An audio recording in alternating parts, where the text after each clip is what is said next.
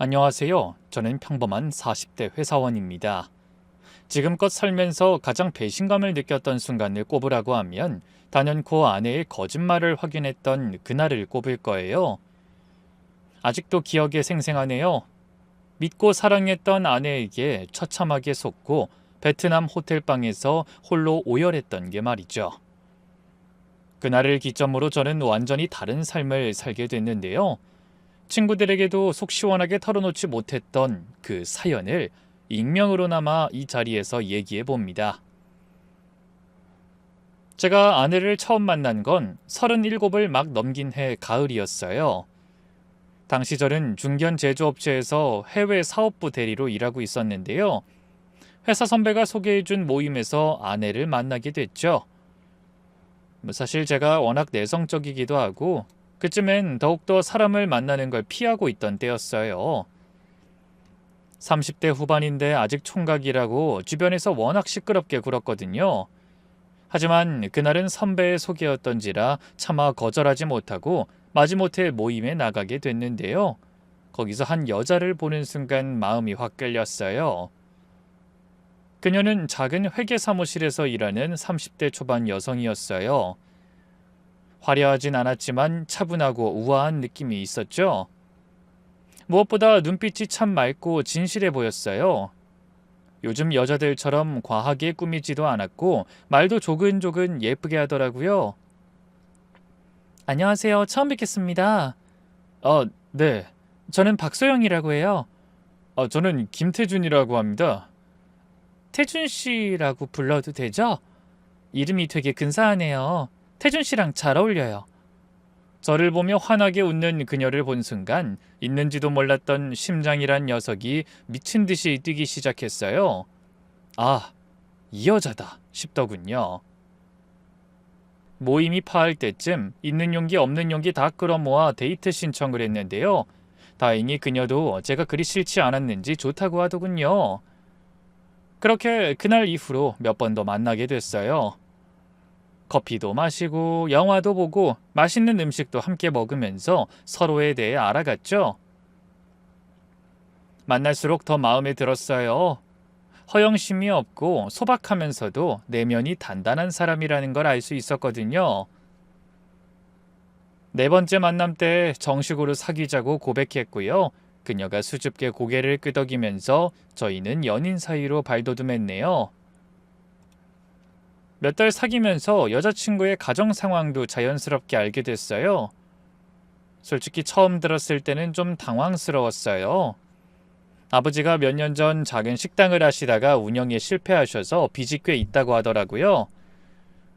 어머니는 몸이 좋지 않아 제대로 된 일을 못 하시고 대학생인 남동생까지 있어 여자친구가 가장 역할을 하고 있다고 하더군요. 우리 집 형편이 별로 좋지 않아서 혹시 부담스러우면 이해할게. 헤어져도 괜찮아. 여자친구가 조심스럽게 말하는 모습이 오히려 더 안쓰럽더라고요. 그런 걸로 뭘 헤어져. 소영이 너네 집이 어떻든 난 네가 좋아서 만나는 건데. 하지만 우리 둘 다 나이가 있잖아. 태준 씨가 비혼주의자도 아니고 결혼하고 싶어하는 사람이고 솔직히 결혼은 현실인 거 나도 알아. 나 전 남자친구랑 헤어졌던 것도 우리 집안 때문이었는걸. 그런 속물 같은 놈이랑 날 비교하지 마. 너만 괜찮다면 난 너랑 결혼하고 싶어 소영아. 뭐 집안 사정이 어쩔 수 없는 거잖아. 전 그렇게 대답했지만 솔직히 마음 한편으론 고민이 됐어요. 저희 집도 비슷한 형편이면 모를까 나름 안정적인 중산층이었거든요. 아버지는 30년 넘게 공무원으로 근무하셨고 어머니는 초등학교 교사로 정년퇴임하셨어요. 넉넉하진 않아도 남부럽지 않게 살았죠. 저 역시 나름 괜찮은 대학을 나와 중견기업에 다니고 있었고 해외 사업부라서 출장비며 각종 수당도 제법 받고 있었고요. 그래서 객관적으로 봐도 저희 집과 여자친구 집 사이에는 경제적인 격차가 꽤 있었던 게 사실이에요. 하지만 아무리 생각해봐도 저는 여자친구가 아니면 안 될 것 같더라고요. 어려운 환경에서도 가족을 위해 묵묵히 일하는 모습이 대견했고 그런 상황에서도 밝게 살아가는 모습이 존경스럽기까지 했거든요. 결국 교제한 지 1년 정도 됐을 때 저는 여자친구에게 정식으로 결혼 얘기를 꺼냈어요. 그리고 부모님께도 여자친구를 소개하기 전 대략적인 가정 형편을 넌지시 알려드렸는데 예상했던 대로 두 분 다 처음엔 좀 난색을 표하셨어요. 태준아, 그 아가씨 인품은 참 좋아 보이는구나. 근데 집안 형편이 너무 어렵지 않니? 아버지, 그런 게 중요한 게 아니라 사람이 중요한 거 아닌가요? 아니, 물론 사람이 중요하지. 근데 결혼이라는 게 두 사람만의 문제가 아니잖니. 특히 처가에 빚까지 있다고 하니 나중에 너한테 부담이 될 수도 있고. 옆에서 듣고 있던 어머니도 걱정스러운 표정으로 말씀하셨어요. 그래, 태준아. 엄마가 며느리 욕심이 많은 건 아닌데 그래도 너무 차이가 나면 나중에 여러 가지로 힘들어질 수가 있어. 지금은 사랑으로 다 극복할 수 있을 것 같겠지만 현실은 그렇지 않단다. 아니, 엄마, 전 그 사람이 정말 좋아요. 돈이 전부는 아니잖아요. 돈이 전부는 아니지만 없으면 안 되는 것도 돈이야. 특히 아이 생기면 돈 들어갈 곳이 한두 군데가 아닌데. 그리고 처가에서 도움을 요청하면 어떡할 거야? 부모님 말씀도 충분히 일리가 있었어요. 하지만 저는 이미 여자친구와 가정을 꾸릴 결심을 했고 이제와 여자친구와 헤어지기엔 너무 마음이 깊어진 상태였죠. 그래서 몇 달에 걸쳐 계속 부모님을 설득했어요. 아버지, 어머니, 전 진짜 그 사람이 좋아요. 집안이 어려워서 더 열심히 살아온 사람이고 그런 환경에서도 가족을 위해 희생하는 마음을 보면 정말 훌륭한 사람이라고 생각해요. 경제적인 문제는 남자인 제가 책임질게요. 너 혼자 어떻게 다 책임져? 지금도 그쪽 집안에 빚이 있다면서.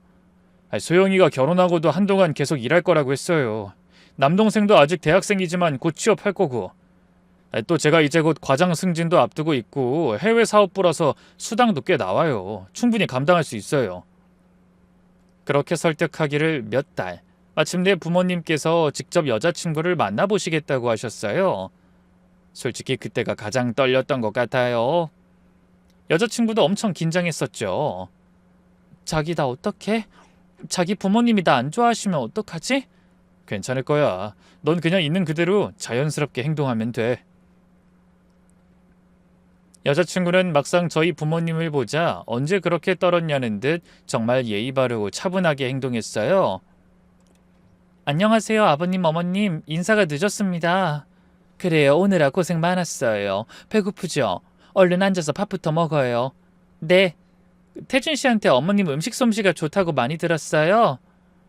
아이고, 그렇게 대단한 솜씨는 아닌데 입에 맞을지 모르겠네. 사실 여자친구가 입이 짧은 편이거든요. 원체 소식가라 비싼 레스토랑을 데려가도 많이 못 먹는 편이었어요. 근데 그날은 저희 어머니가 차려준 밥 한 공기를 뚝딱 비우더군요. 저희 부모님한테 잘 보이기 위해서 노력하는 거였죠.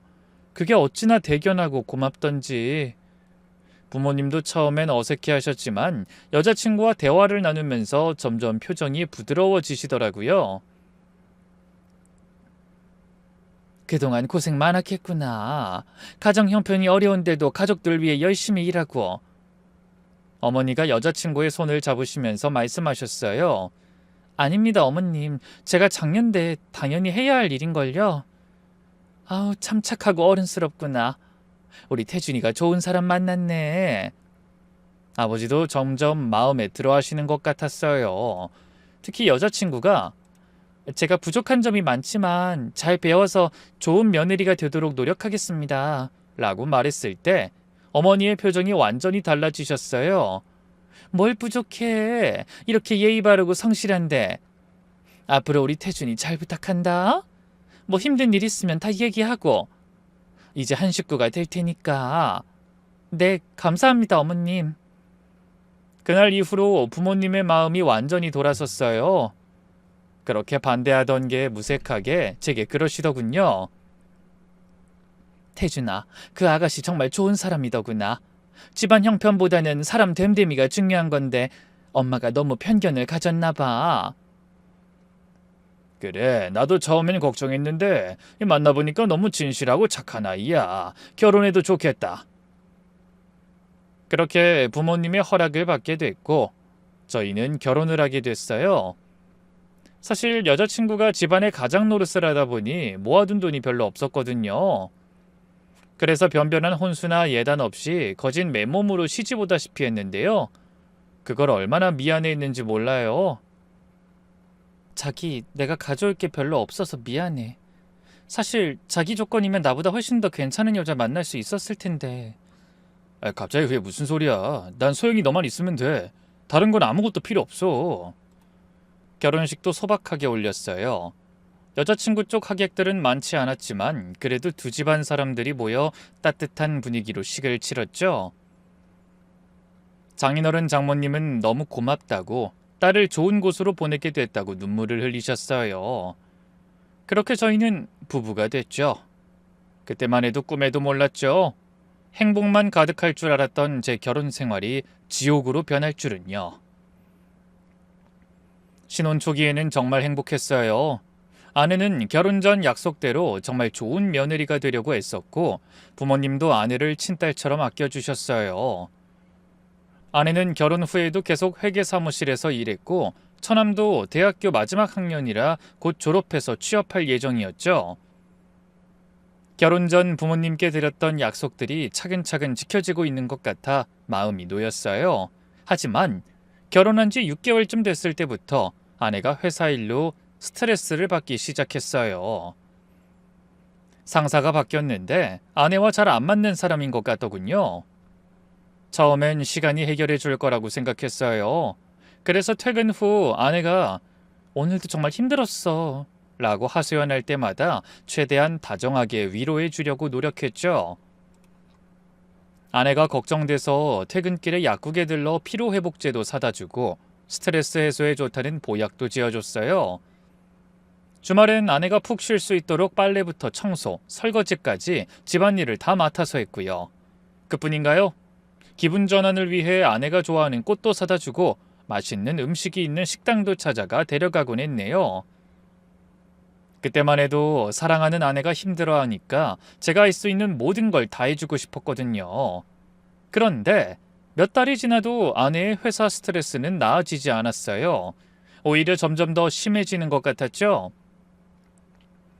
아내는 매일같이 회사 상사 얘기를 했어요.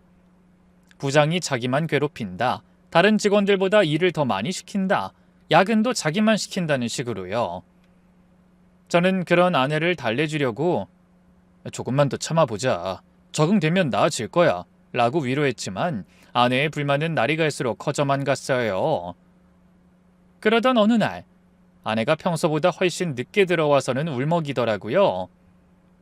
여보, 나 오늘 정말 힘들었어. 부장이 나한테 완전 화풀이한 거 있지? 다른 직원들 다 있는 데서 바보 같다고, 집중력이 없다고. 무슨 일 때문에? 별것도 아닌 거였어. 서류 하나 빠뜨렸다고 그러는데 실수할 수도 있는 거잖아. 근데 마치 내가 일부러 그런 것처럼 막 소리를 지르는 거야. 아내가 그렇게 속상해하는 모습을 보니까 정말 마음이 아팠어요. 제가 대신 그 부장한테 가서 따지고 싶을 정도였죠. 그런 인간 말종 같은 놈은 신경 쓰지 마. 자기가 잘못한 게 아니야. 응. 근데 여보, 나 정말 그만두고 싶어. 매일 이런 식으로 스트레스 받으면서 다닐 바에야. 그래, 그렇게 힘들면 다른 회사 알아보는 것도 좋을 것 같아. 굳이 그런 데서 고생할 필요 없지. 그때 제가 그렇게 말한 건 아내를 위로하려는 마음이었어요. 정말로 당장 그만두라는 뜻은 아니었거든요. 하지만 아내는 제 말을 듣고 안도하는 표정을 지었어요. 정말? 당신이 그렇게 말해주니까 마음이 놓여. 그리고 며칠 뒤에 아내가 퇴근 후 충격적인 말을 꺼냈어요. 여보, 나 오늘 회사 그만뒀어. 뭐? 갑자기? 더는 못 견디겠어서. 오늘 아침에 부장이 또 나한테 소리 지르길래 참다 못해서 사표 던지고 나왔어. 당신도 말했잖아. 너무 힘들면 고생하지 말고 그냥 나오라고. 내가 그렇게 말하긴 했는데 솔직히 너무 갑작스러워서 당황스러웠어요. 아내가 힘들어하는 건 알고 있었지만 설마 상의도 없이 그만둘 줄은 몰랐거든요. 하지만 이미 그만둔 상황에서 뭐라고 할 수도 없었고 무엇보다 아내가 그렇게 힘들어했는데 나무랄 순 없었어요. 그래, 잘했어. 고생 많았고. 그동안 정말 힘들었겠다. 정말 힘들었어. 그래도 당신이 이해해줘서 고마워. 이제 좀 쉬고 천천히 다른 좋은 회사 알아보자. 고마워, 여보. 한 달만 좀 쉬고 다시 찾아볼게. 안심한 표정으로 제품에 안기던 아내가 잠시 망설이더니만 뜻밖의 얘기를 꺼냈어요. 저기 그런데 여보, 미안하지만 그동안 우리 집 생활비 당신이 좀 보태줄 수 있을까? 나 새 직장 들어갈 때까지만. 정말 미안해. 결혼 후 저는 아내가 버는 돈에 관해선 일절 상관하지 않았거든요. 저희 둘이 쓰는 생활비나 기타 비용은 제가 다 부담하고요. 아내 월급은 아내가 자유롭게 썼죠. 그래서 결혼 전 하던 것처럼 처갓집 생활비도 아내 월급에서 나갔는데 아내가 일을 그만두면서 제가 책임져야 할 상황이 된 거예요. 저도 사람인지라 썩 유쾌하진 않았지만 장인어른 장모님도 이제 제 가족이나 다름없으니 제가 책임지는 게 맞다고 생각했어요. 그래서 망설임 없이 고개를 끄덕였죠. 괜찮아, 걱정하지 마. 내가 감당할 수 있어. 정말 고마워. 최대한 빨리 새 직장 찾을게. 그렇게 아내가 내던 처갓집 생활비를 제가 대신 보내드리기 시작했어요. 월 80만 원 정도였는데 제 월급으로 충분히 감당할 수 있는 액수였죠. 일시적인 거라고 생각했으니까요. 그런데 문제는 아내가 생각보다 구직 활동을 적극적으로 하지 않는다는 거였어요. 한 달이 지나도 두 달이 지나도 별다른 움직임이 없었거든요. 대신 집에서 드라마를 보거나 친구들과 만나서 수다를 떨었어요. 저는 아내가 결혼 전에도 집안 형편 때문에 쉬지 못했던 걸 알기에 나무라기보다는 그런 아내를 말없이 지켜봐 줬는데요. 그런데 어느 날 아내가 그러더라고요. 여보, 어차피 우리 아이 빨리 가져야 하잖아. 나 다시 취업하면 또 직장 스트레스 때문에 애 안 생길까봐 겁나는데 그냥 애 생길 때까지 집에서 주부로 지내는 게 어떨까? 주부? 응. 어차피 취업도 잘 안 되고 지금까지 애 안 생긴 게 나 회사 스트레스 때문이 아닐까 싶어서. 당신도 빨리 아기 갖고 싶잖아. 아무래도 나이가 있다 보니까 이세 문제에 있어서 조급함이 있는 건 사실이었어요. 원래 아이가 생기면 아내가 직장을 그만두는 걸로 얘기가 되어 있었는데 기왕 이렇게 된 거 아내가 집에서 쉴 때 임신 준비에 집중하는 것도 좋을 것 같더군요. 그래, 좋은 생각이야. 그럼 당신은 당분간 집에서 쉬면서 아이 갖는 데만 집중해. 나도 노력할게. 정말? 고마워, 여보. 그렇게 임신 준비를 시작했고 다행히 몇 달 후 아내가 임신했어요. 그렇게 결혼 2년째 첫째 딸 지우가 태어났는데 정말 예쁜 아이였어요. 저와 아내를 반씩 닮은 깜찍한 딸을 보는 순간 이 세상에서 가장 행복한 사람이 된 기분이었죠. 여보, 우리 딸 정말 예쁘다. 당신 눈을 꼭 닮았어. 진짜? 코랑 인매는 완전 당신 판박인데 너무 신기하다. 그렇게 누굴 더 닮았다는 등 투닥거리며 아이 얼굴을 들여다보고 있는 시간이 정말 행복했어요. 아내도 육아에 전념하면서 정말 좋은 엄마가 됐고 저도 퇴근하면 딸과 시간을 보내는 게 하루 중 가장 즐거운 시간이었어요. 주말이면 새 가족이 함께 공원에 가거나 놀이터에서 시간을 보냈죠. 딸이 아빠라고 처음 말했을 땐 정말 눈물이 날 정도로 기뻤어요. 그런 행복한 시간들 속에서도 처가에 대한 지원은 계속됐어요. 사실 저는 처남이 대학을 졸업하면 그래도 좀 손을 덜 수 있을 거라고 생각했는데요. 웬걸 처남은 대학을 졸업했는데도 취업할 생각을 하지 않고 계속 집에서 빈둥거렸어요. 취업 시장이 얼마나 어려운지 아니까 차마 뭐라고 말은 못하겠고 속만 끓이고 있었는데 그러던 어느 날 장모님에게서 전화가 왔어요. 김서방, 미안한데 그 생활비가 좀 부족해서 그러는데 혹시 조금만 더 도와줄 수 있을까? 조금만 덜하면 얼마나... 사실 우리 민수가 졸업하고도 취업을 못하고 있잖아. 그게 민수 탓이라기보단 요즘 경기 불황에 경쟁도 워낙 치열해서 그런 거고. 아, 네. 민수 말로는 다른 친구들은 유학이다 뭐다 집에서 지원도 해준다 그러더라고. 우리 민수도 유학까진 못 보내준다 해도 학원 정도는 보내주고 싶은데 자네가 좀 보태줄 수 있겠나? 학원비가 얼마 정도인데요? 이 학원비 말고도 교재비에 이것저것 생활비까지 더해서 한 달에 120만 원 정도면 40만 원이 더 늘어난 거였어요. 솔직히 부담스러웠지만 아내 때문에 거절하기도 어려웠어요. 결국 다달이 처가에 보내는 돈을 늘리기로 했죠. 처남의 빠른 취업을 기원하면서요. 하지만 다 헛된 바람이었어요. 처남은 학원을 한두어 달 다니는 둥 마는 둥 하다 결국 그만둬 버렸고요. 제가 보내준 돈으로 친구들과 술이나 먹으면서 놀러 다녔더군요. 뒤늦게 이 사실을 알고 얼마나 화가 났는지 몰라요. 처남, 진짜 이건 아니지. 내가 처남 친구들하고 술 먹고 놀기나 하라고 다달이 돈 붙여주는 줄 알아? 죄송해요, 매형. 저도 취업 준비하다 보니까 너무 스트레스가 쌓여서. 그래도 학원 그만뒀으면 진작에 나한테 말을 했어야지. 장모님, 장인어른도 그렇고 다들 알고 있었으면서 왜 말을 안 했어? 내가 호구도 아니고. 그 자리에는 아내도 같이 있었는데요. 처음엔 제 편을 들어주던 아내가 제 마지막 말에 화가 났던가 봐요. 표정이 싹 굳더니만 집에 가자마자 무섭게 화를 내더군요. 당신 아까 우리 집에서 말본새가 그게 뭐야? 민수한테 화내는 거야 그렇다 쳐. 우리 엄마 아빠 다 있는 데서 호구 어쩌고 하면서 화내는 건 좀 너무한 거 아니야? 아니 난 처남 때문에 너무 화가 나서. 아무리 화가 나도 그렇지. 그만큼 우리 엄마랑 아빠를 무시하고 있었다는 거 아니야? 왜 논리가 그렇게 비약돼? 난 장인어른 장모님 무시한 적 없어. 그리고 두 분이 어쨌든 처남 학원 그만둔 거 다 알면서도 나한테 말 안 한 건 사실이잖아. 이거 봐. 우리 엄마 아빠한테도 억하심정 있었던 거 맞네. 트집을 잡으며 목소리를 높이는 아내를 보고 있자니 저도 점점 화가 났어요. 솔직히 이건 좀 아닌 것 같아. 내가 뭐 A팀기도 아니고 언제까지 처갓집 뒤치다거리를 해줘야 돼? 장인어른도 아직 충분히 일할 수 있는 연세고 처남도 빨리 취업해야지. 취업이 어려우면 알바라도 해야 하는 거 아니야? 왜 계속 집에서 놀고만 있어? 민수가 그런 게 어디 하루 이틀이야?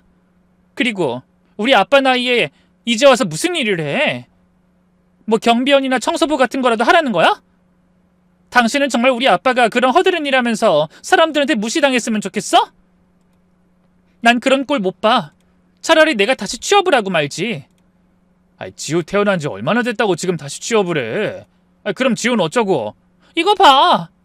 난 당신 애 낳고 혼자 독박 육아하느라 일도 못하는데 당신은 우리 집에 다달이 생활비 주는 걸로 그렇게 생색내고. 나더러 대체 어쩌라는 거야?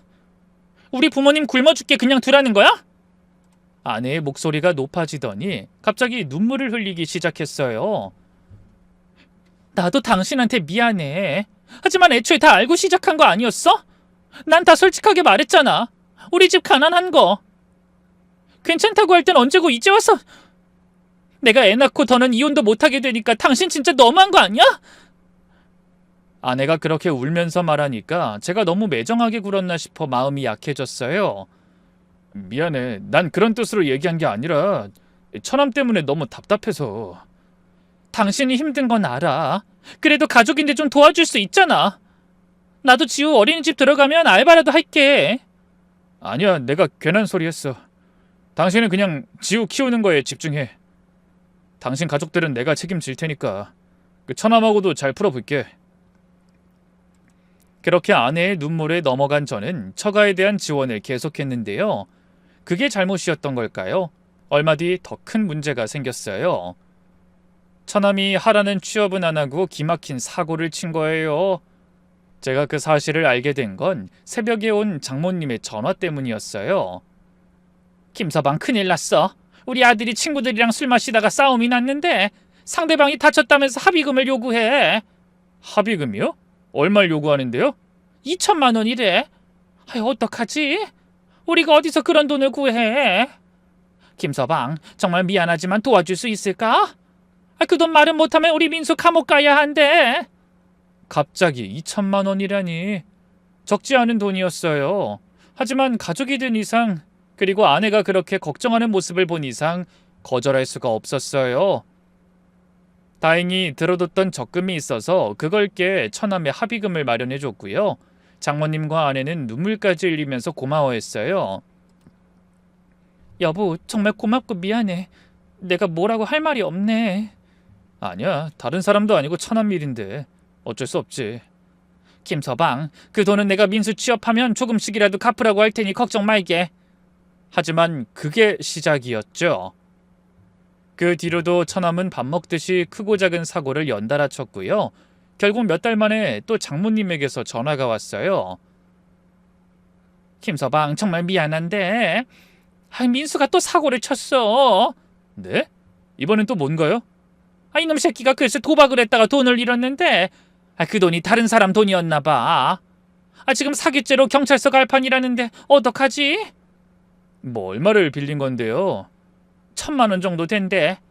제발 한 번만 더 도와줄 수 없을까? 액수도 액수였지만 도박하겠답시고 다른 사람한테 사기를 쳤다는 게 좀 화가 났어요.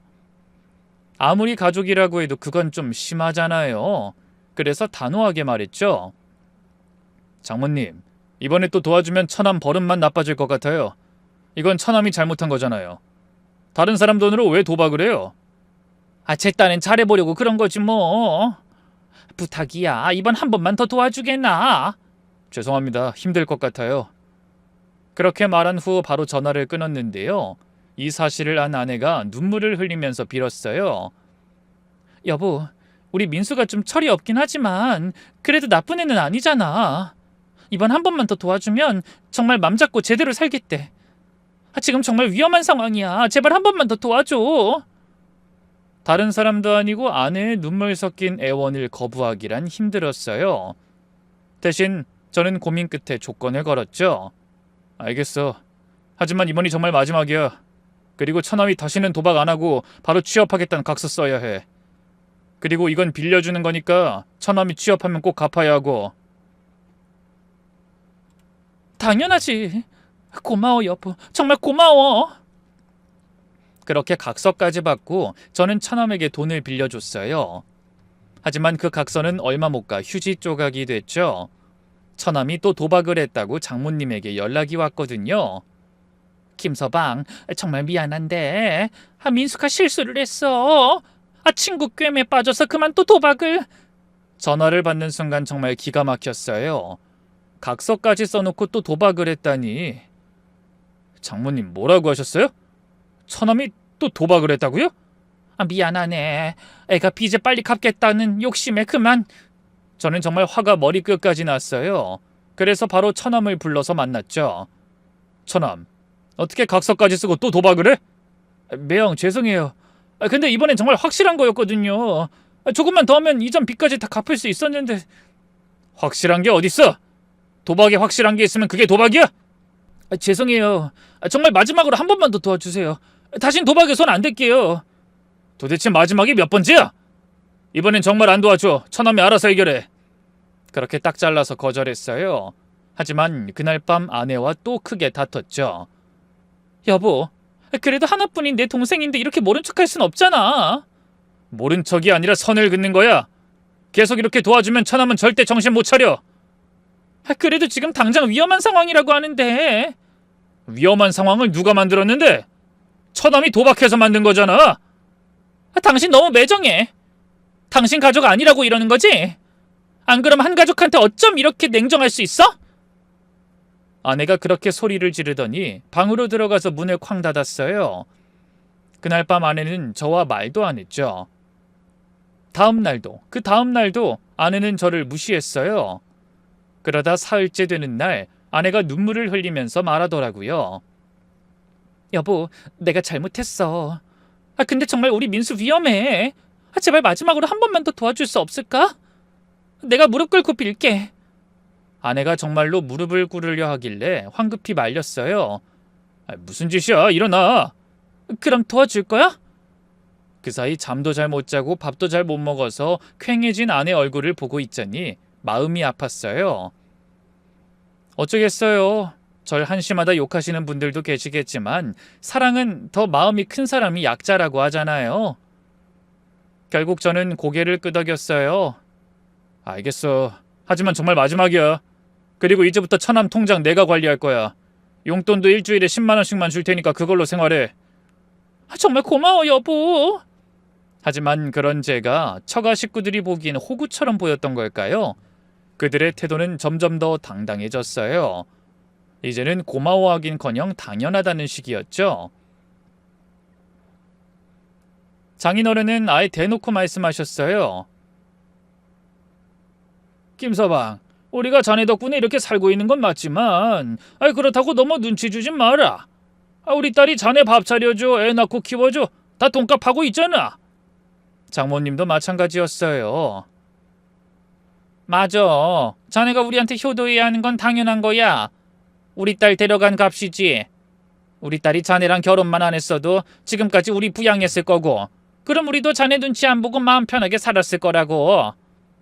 그 말을 들었을 땐 정말 화가 머리끝까지 났어요. 하지만 아내와 딸 때문에 꾹 참았죠. 어차피 처가 식구들은 같이 사는 것도 아니고 제가 안 보면 그만이었으니까요. 물론 그 사이에도 처갓집 지원은 계속되고 있었지만 아내와의 평화와 행복을 돈으로 산다 치기로 했네요. 그런 제 인내 덕분일까요? 결혼 7년 만에 아내가 둘째를 임신했어요. 사실 아내도 저도 이미 많이 늦은 나이였기에 둘째는 포기하고 있었는데 뜻밖의 임신 소식에 너무 기뻤죠. 저는 임신 기간 동안 아내를 더욱 세심하게 챙겼어요. 입덧이 심할 때는 아내가 먹고 싶어하는 음식을 구해다 주고 몸이 무거워지면서 집안일을 제가 다 맡아서 했죠. 딸애한테도 엄마가 힘드니까 조심하라고 얘기해뒀고요.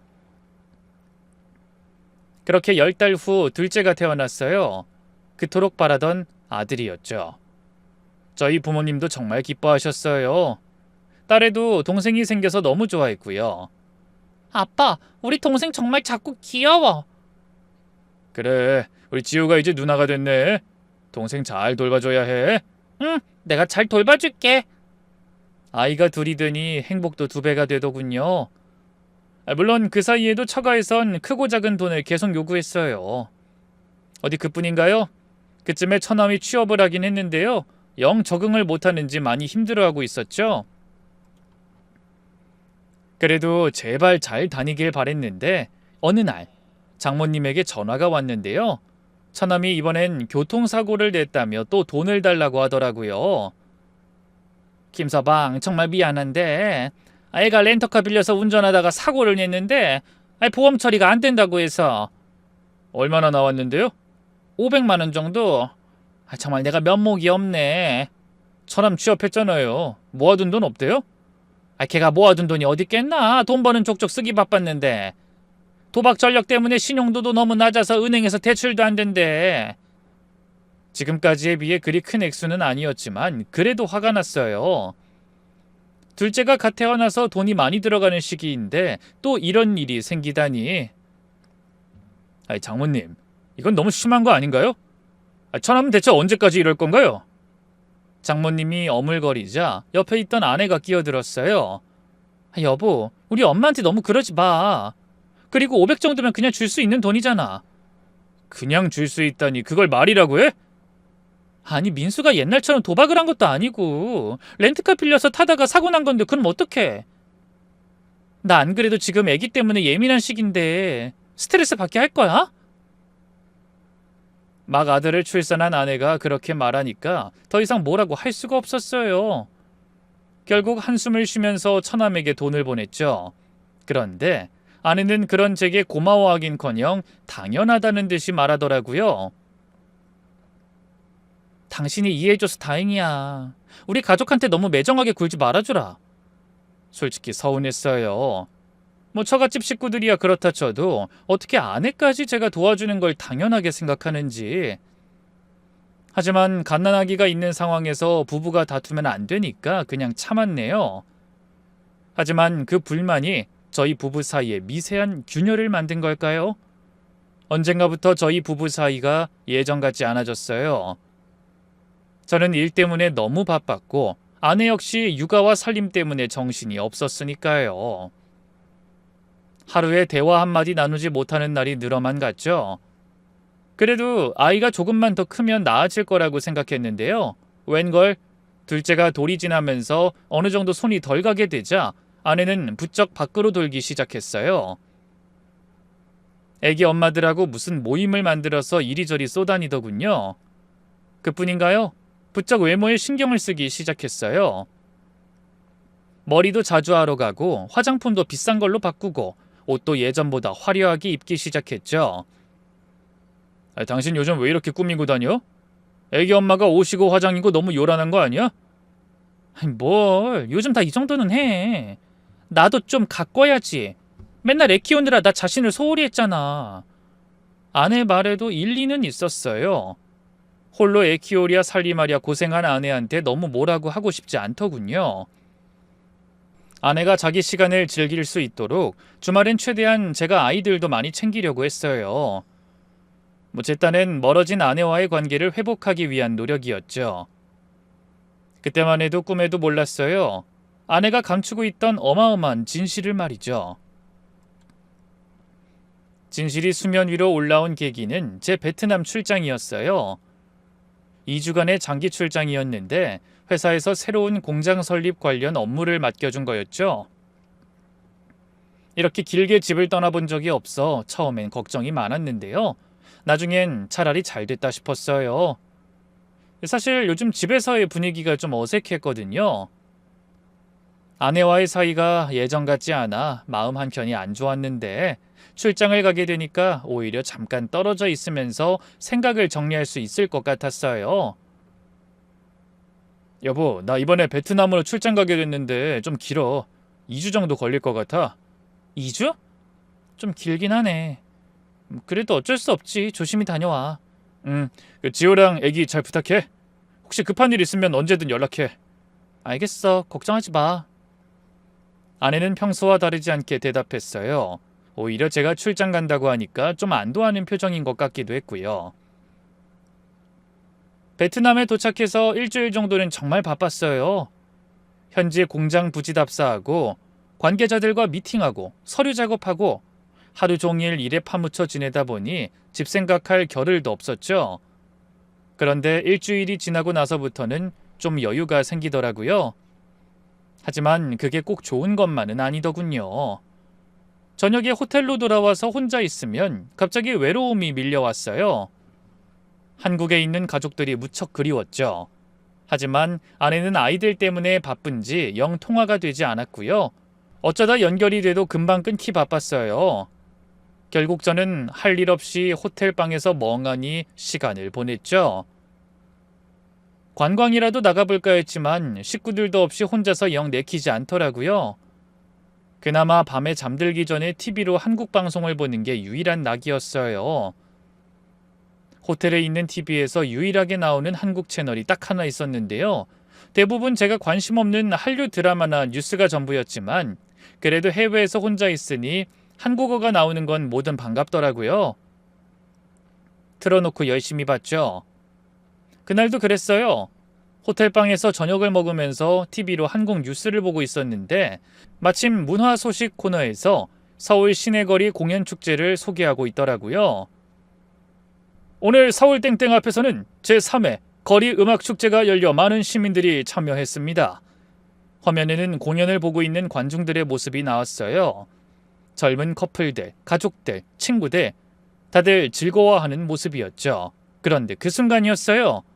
카메라가 한 구역을 클로즈업 하는데 거기 서 있는 커플이 너무 눈에 띄는 거예요. 남자가 여자를 뒤에서 껴안고 있었는데 여자가 고개를 돌려서 남자를 쳐다보더니 짧게 키스를 했어요.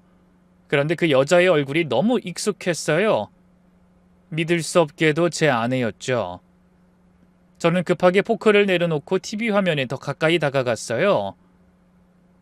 심장이 쿵쿵 뛰기 시작했죠. 분명히 아내였어요. 머리 스타일, 얼굴 윤곽, 입고 있는 옷까지 틀림없이 제 아내였어요. 남자는 30대 중반 정도로 보이는 잘생긴 사람이었어요. 아내보다 키가 훨씬 크고 옷차림도 깔끔했죠.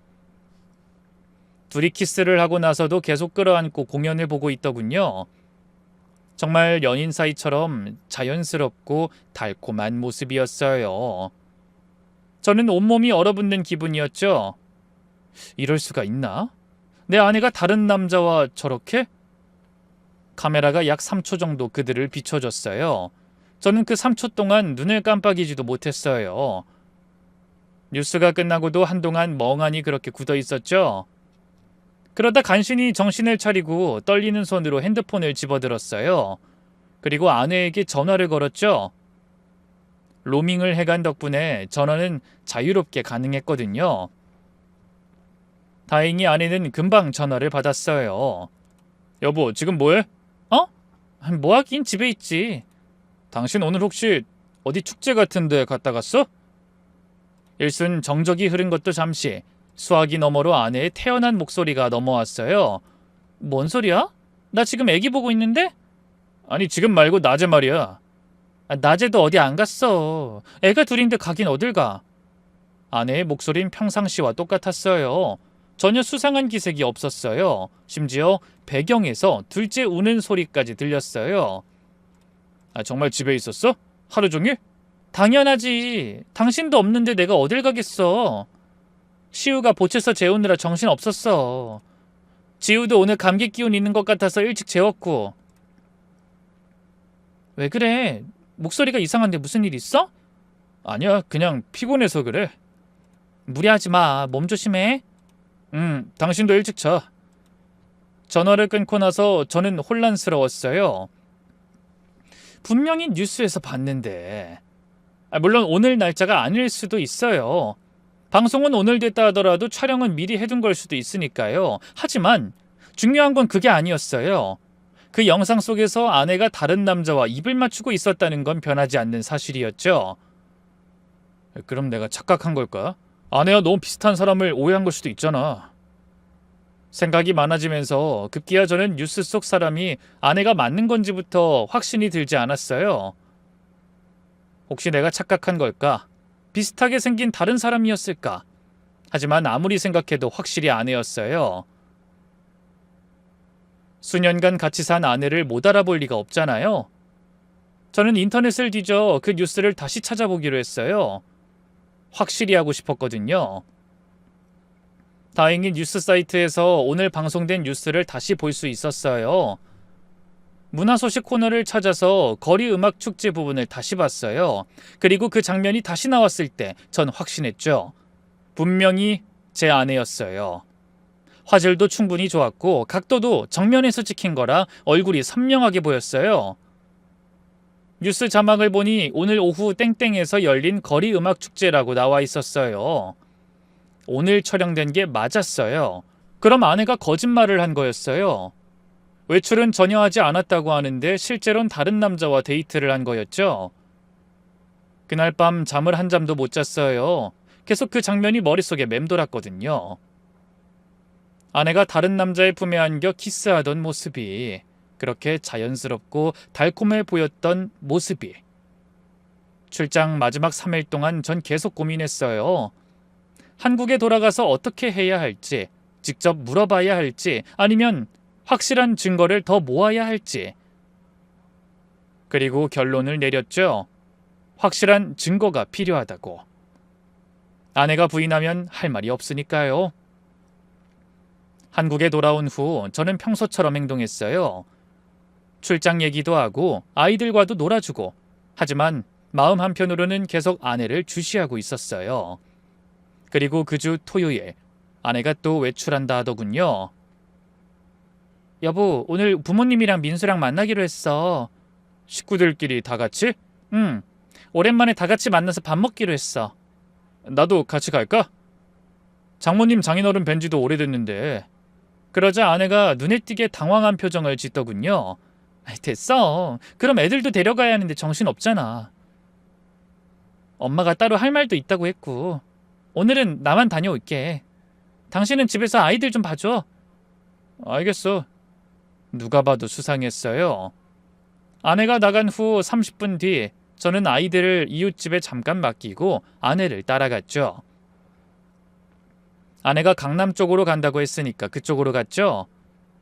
중간에 길을 잘못 뜨는 바람에 하마터면 놓칠 뻔했는데요. 다행히 한 레스토랑으로 들어가는 아내를 다시 발견할 수 있었어요. 아내가 통유리로 된 창가에 자리를 잡은 덕분에 밖에서도 내부를 훤히 들여다볼 수 있었는데요. 얼마 안 가 처갓집 식구들도 하나둘 아내가 앉은 테이블로 들어오더군요. 정말 처가 식구들끼리만 보기로 한 건가 안심이랄지 실망이랄지 묘한 감정으로 돌아서려 했는데요. 바로 그 순간 정말 충격적인 광경이 눈앞에 펼쳐졌어요.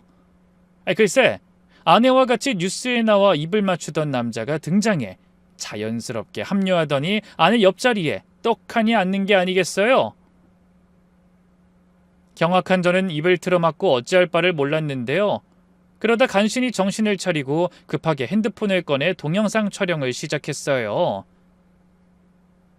레스토랑 유리창 너머로 보이는 그들의 모습을 낱낱이 찍었죠. 장모님이 그 남자에게 반찬을 떠주고 있었고 처남은 그 남자와 술잔을 부딪히며 웃고 있었어요. 아내는 그 남자 옆에 바짝 붙어 앉아 자연스럽게 팔짱을 끼고 있었고요. 정말 한 가족 같아 보였어요. 아니, 실제로 가족인 것처럼 행동하고 있었죠. 저는 그 자리에서 움직일 수가 없었어요. 온몸이 얼어붙는 기분이었죠.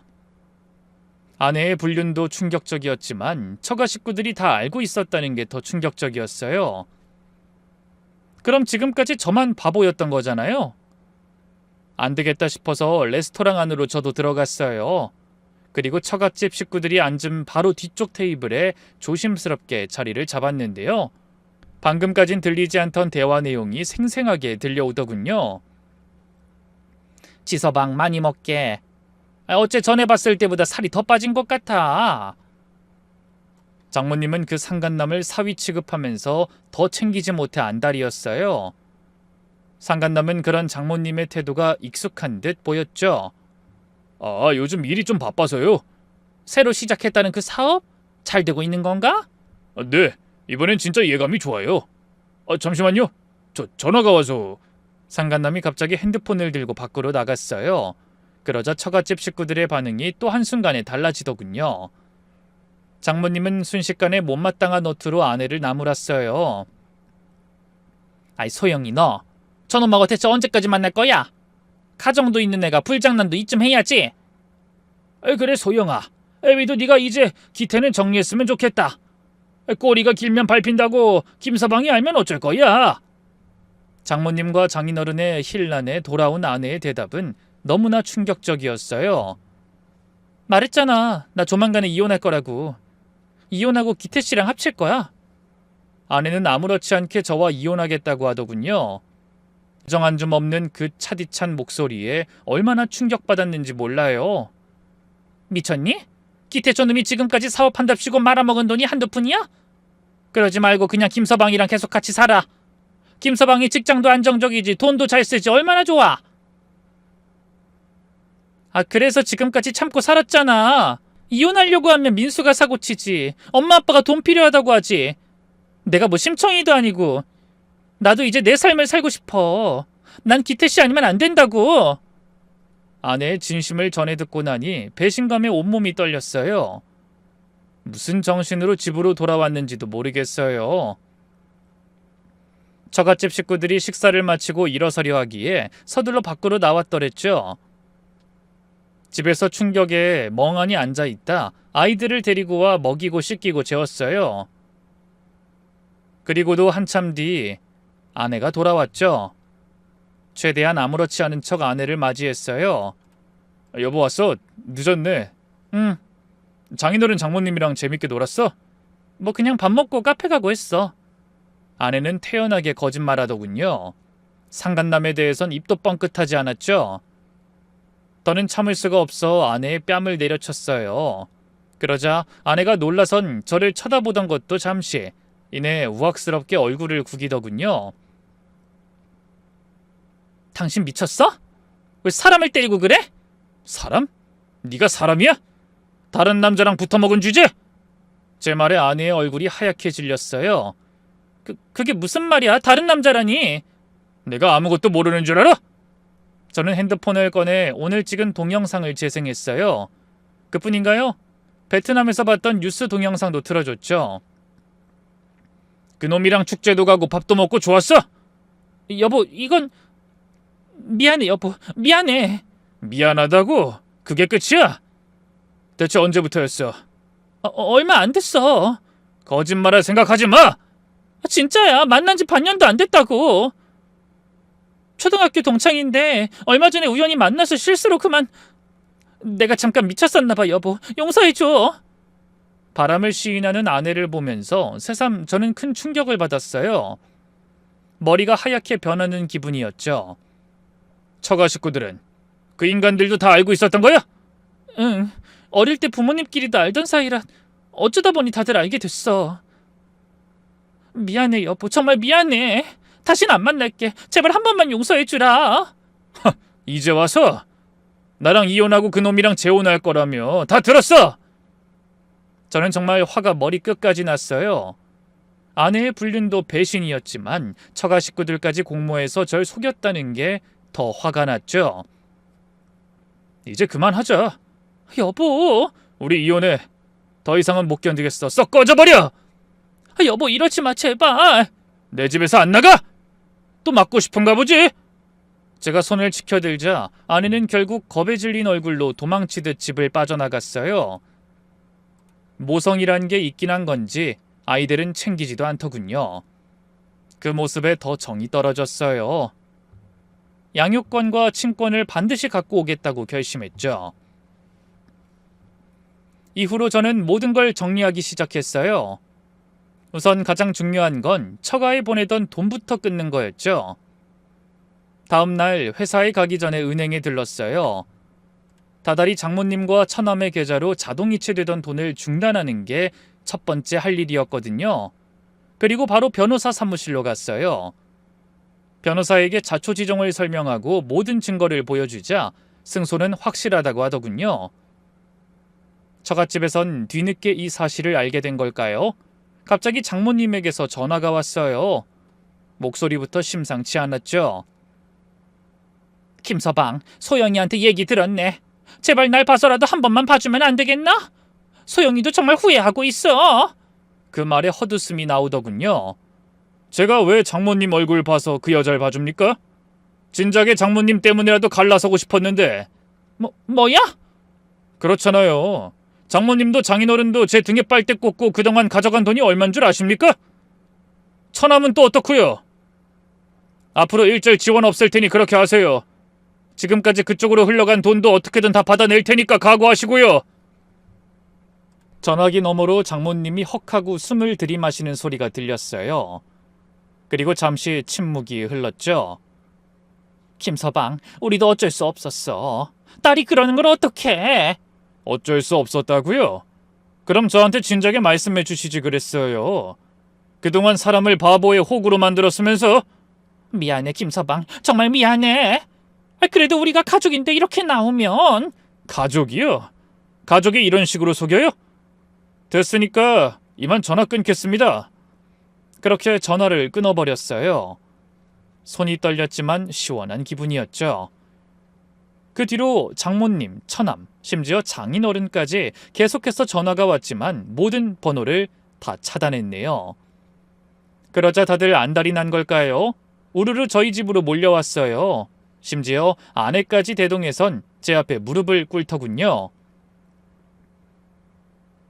다들 뭐 하시는 겁니까? 주거 침입으로 고소하기 전에 돌아가세요. 그러자 장모님이 갑자기 눈물을 짜내며 입을 열었어요. 김서방, 내가 잘못했어. 내가 딸을 잘못 가르쳤어. 그러니까 제발 한 번만 봐주게. 가시라고요. 이런다고 해서 달라지는 거 없어요. 아이들을 생각해서라도 제발. 우리 소영이가 그래도 지우랑 시우 엄마잖나. 그러자 아내가 울면서 말했어요. 맞아, 여보. 나 없이 애들을 어떻게 키우게? 내가 정말 잘못했어. 다시 한 번만 기회를 줘. 다른 남자랑 붙어먹은 너 같은 여자가 엄마는 무슨 엄마야? 웃기지 말고 썩 꺼져. 변호사 통해서 이혼 절차 진행할 거니까 너도 변호사나 선임하라고. 그러자 처남이 갑자기 벌떡 일어나 아내를 향해 악을 썼어요. 아이씨, 이게 다 누나 때문이잖아. 어떻게 책임질 거야? 나 조만간에 매형한테 부탁해서 가게 차리려고 했는데 누나 때문에 다 망했어. 아니, 그러게 바람을 왜 피워? 내가 그 사기꾼 같은 새끼랑 진작에 헤어지라고 했지. 이게 이제 와서 뭐래? 야, 넌 언제까지 내 남편한테 붙어먹을 거야? 기생충도 아니고. 뭐? 기생충? 말 다 했어? 급기야 아내와 처남은 제 눈앞에서 서로 머리끄댕이를 잡고 싸우기 시작했어요. 더는 안 되겠다 싶어 주방으로 가 굵은 소금을 가져와 처갓집 식구들 얼굴에 뿌려버렸네요. 썩 꺼져! 진짜 경찰에 신고하기 전에! 여보 제발! 안 가? 진짜 경찰 부를까? 제가 핸드폰을 손에 쥐고 전화를 거는 신용을 하자 그제야 처갓집 식구들과 아내가 도망쳤어요. 이후 아내는 끝까지 이혼을 못하겠다고 버텼고요. 결국 장기 소송으로 들어갔는데요. 아내의 유책 사유가 너무 명확했기 때문에 소송 결과는 당연히 제 승리였어요. 저는 아내와 무사히 갈라설 수 있었죠. 그런데 이 지리한 법적 다툼 과정에서 또 하나의 충격적인 사실이 드러났어요. 그건 바로 둘째 아들이 제 아들이 아니라는 거였죠. 맞아요. 상간남의 아이였어요. 아내는 그걸 다 알면서도 제 아이라고 속인 거였죠. 저는 복잡한 심정으로 둘째 아이를 아내에게 보내버렸고요. 첫째의 양육권과 친권만 가져왔네요. 그리고 괘씸한 마음에 아내와 상간남을 상간자 소송은 물론 사기죄, 손해배상 청구까지 민형사상으로 걸 수 있는 건 다 걸었죠. 결과는 다 제 승리였고요. 이후 한동안 전처와 처갓집 식구들의 소식도 모르고 살았는데요. 최근 우연히 겹지인을 통해 근황을 전해 들었어요. 전처는 상간남과도 결국 헤어지고 홀로 힘들게 파출부 일을 하면서 아들을 키우고 있고요. 처남은 또 도박에 손을 댔다 큰 빚을 지는 바람에 사채까지 썼다더군요. 전 장인어른과 장모님은 그런 처남의 빚을 갚느라 그 나이에 경비며 막노동이며 닥치는 대로 한다 하고요. 제가 아니었다면 진작에 그렇게 살 운명들이었던 쓰레기만도 못한 인간들이었던 거죠. 반면 저는 딸애와 둘이 잘 살고 있어요. 작년엔 회사에서 승진도 했고요. 얼마 전 좋은 여자 만나 조심스럽게 사랑을 키워가고 있습니다. 긴 얘기 들어주셔서 고맙습니다. 모두 건강하세요.